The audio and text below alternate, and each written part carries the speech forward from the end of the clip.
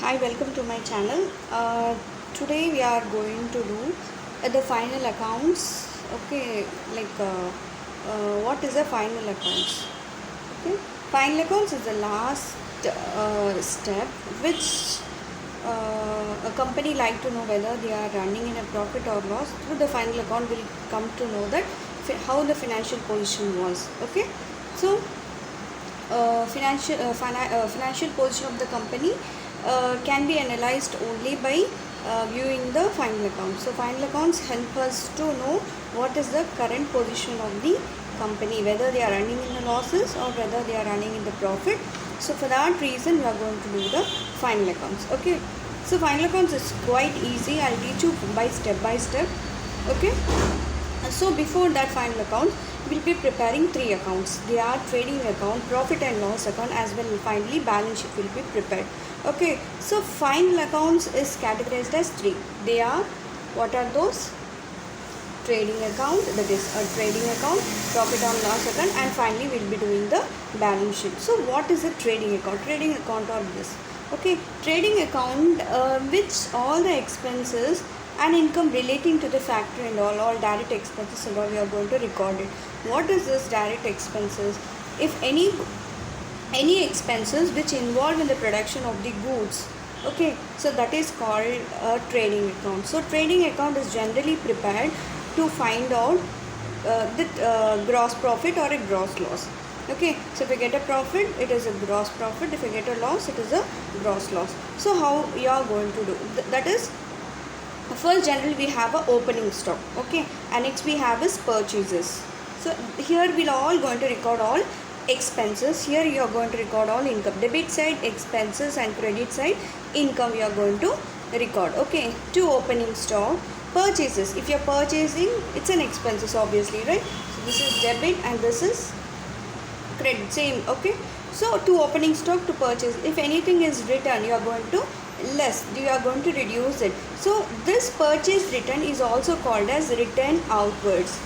Okay, so purchase return is also called as return outwards. So this opening stock to purchases, if any returns, you're going to minus it. Okay, this is the first category. In credit side, you are going to get purchases, right? So sales, you are making a sales, it's an income. If you're making a sale, obviously get an amount, right? So by sales, so it can be sales again categorized as two. They are cash and credit also. Even here also purchases also, cash purchases, credit purchases, returns, everything comes under this. We have studied under subsidiary books. The same amount you are going to get over here. Okay, this sales return is also called as return inwards. Okay, opening stock, and finally what was the closing stock. Okay, stock is nothing but, like goods. Okay, what is the opening of the goods and what is the closing of these goods? How much you made the purchases, how much you made the sales. Okay, and this are comes under expenses, that is called direct expenses. Direct expenses is nothing but which the expenses which is involved in the production of the goods, that is called as a direct expenses. Okay, so carriage, freight inwards. Carriage is nothing but like your goods are being sent by using any vehicle and all, that is called as a carriage inwards. Okay, that is carriage inwards. That is, even we call it as carriage on purchases. If they say carriage on purchases, you are going to get here. Okay, wages, if any expenses paid to the laborers, that is called as a wages. Okay, so wages, like it's, if you are paying a salary, that comes under P&L account. Okay, if you are paying a wages, you are going to get here. Dog due. Dog dues is nothing but shipping charges. You are sending the goods to other place through ship, you are going to pay a dog charges. Octroi. Octroi is nothing but like it's like a tax. Okay, when your goods are sending from one place to another place, like from the like you are crossing the municipal limit, or you are crossing from one place to another place, you have to pay something called as octroi. Royalty. Royalty, if you're using for example, let me say uh, uh, I have a land. Okay, I have a land. In that land, I'm gave to some other person for production, for productivity. So they're using my land. So in that case, they are going to pay me some royalty. For example, best example I can say is authors. What authors will be doing? They will be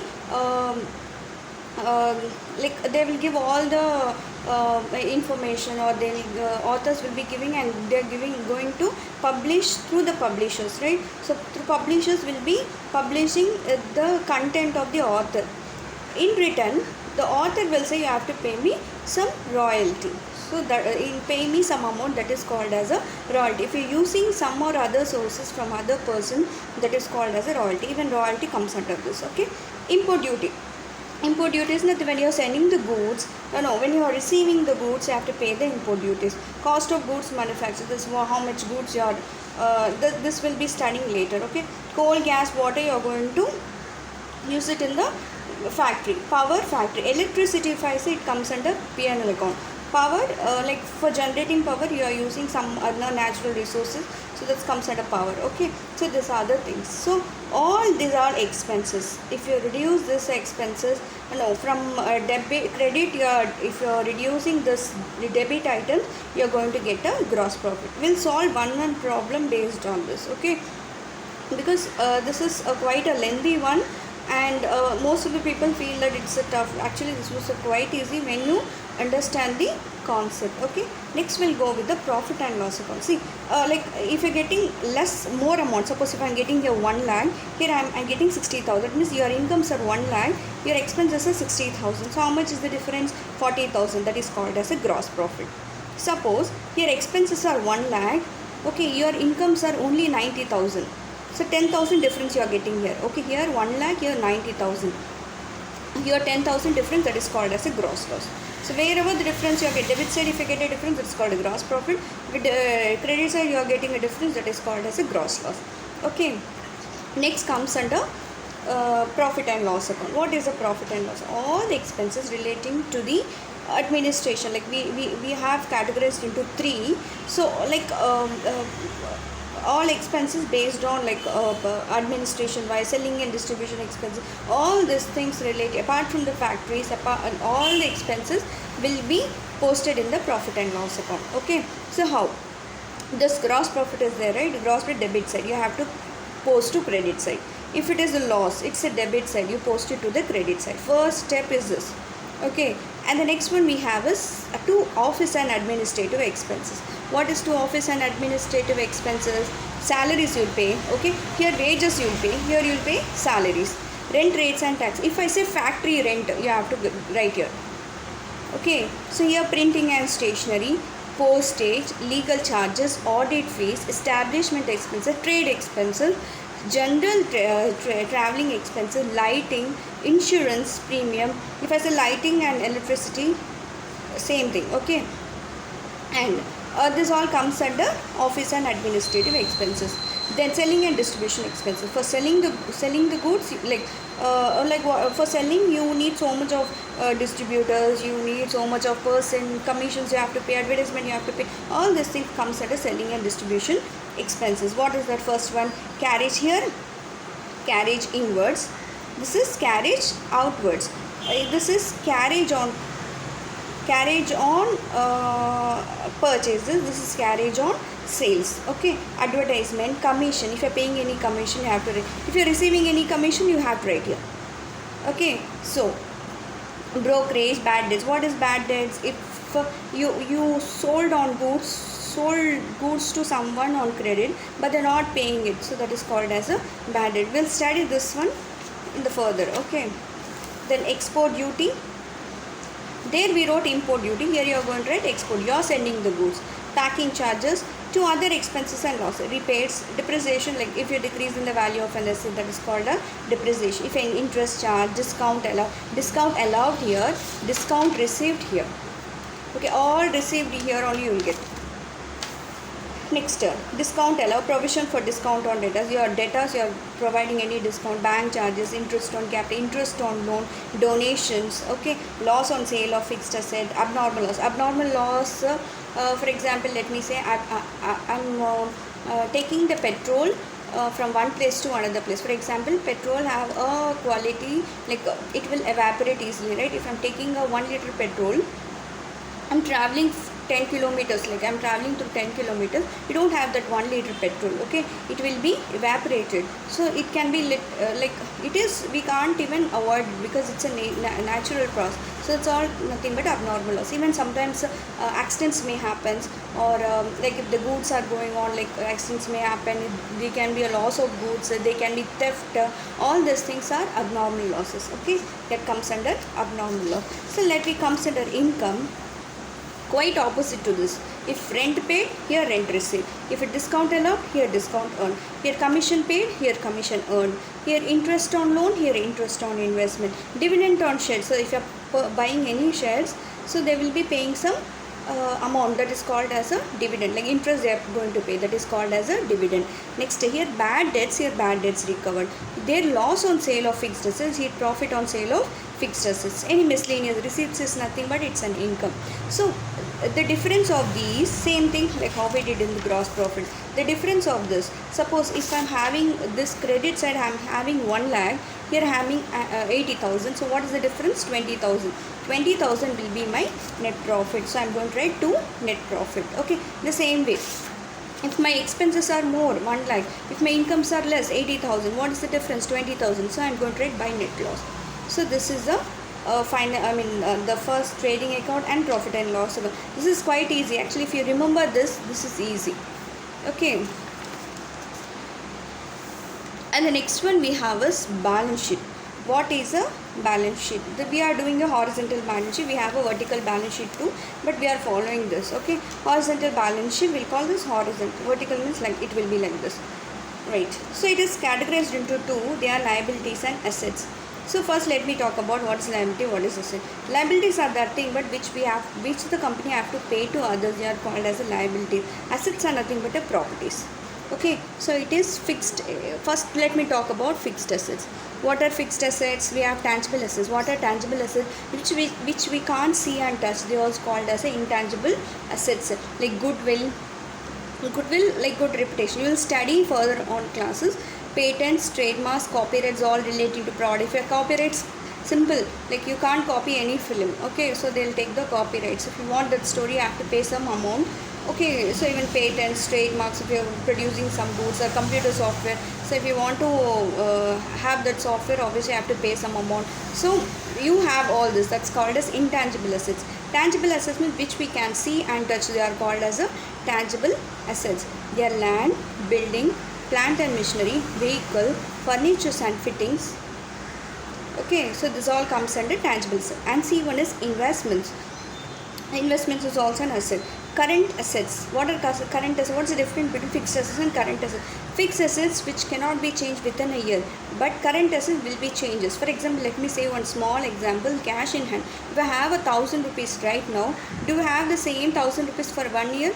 No, it can increase or it may decrease. That is called as a current asset. It will fluctuate. It may increase or decrease. It will be fluctuate. That is current assets. Okay. Stock. There we wrote closing stock. Right? The stock. Debtors, bills receivable, cash at bank, cash in hand, prepaid expenses. Why I wrote prepaid expenses? Suppose I have to pay the rent for next year. Next year I have to pay, even like I am paying the next year before in hand. Even 3 months rent I am paying before in hand. Now what is the month now? June. I am paying July, August, September. So till September I am paying the amount. So that is a benefit to me, right? So that is called prepaid expenses. Advance given. I gave some advances to some person. He is going to give me later on. So next, outstanding income. I have to get some income. That's called outstanding, means spending. Okay. Next, this all comes under assets. Okay. So next we have as liability item. Liabilities we have capital. So capital is if any investment done by the owner, that is called as a capital. Here in accounts we have one rule that I think you people knows that business is different, businessman is different. All